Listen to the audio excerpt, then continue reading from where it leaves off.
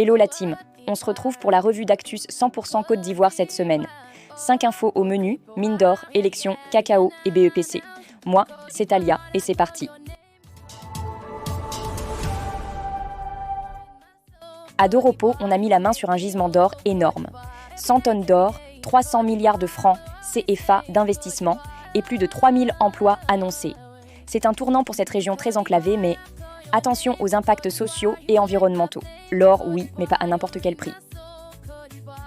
Tiken Jah Fakoly sort du silence et dit non à une nouvelle candidature du président Ouattara.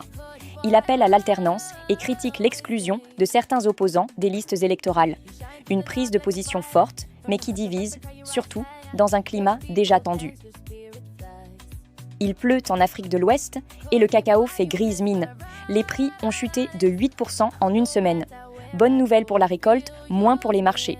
Mais ne rêvez pas trop, le prix de votre tablette de chocolat, lui, il continue de grimper. Bonne nouvelle pour le climat.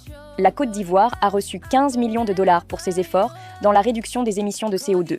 Premier pays africain à exécuter intégralement son contrat carbone avec la Banque mondiale.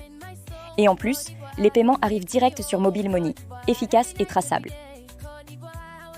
51,4% de réussite au BEPC cette année, c'est 11 points de plus que l'an dernier. Le gouvernement se félicite, les familles respirent et les vacances peuvent enfin commencer. Et voilà, la Côte d'Ivoire brille et nous, on reste connectés. Dites-moi ce qui vous a le plus marqué. Et surtout, si tu as passé le BEPC, dis-nous si tu l'as eu ou pas. On pourra soit te féliciter, soit te consoler. C'était ta IA préférée, à la semaine prochaine. Côte d'Ivoire, I call your name. Côte d'Ivoire, you light my flame. Côte d'Ivoire, you're in my soul. Côte d'Ivoire, you make me whole.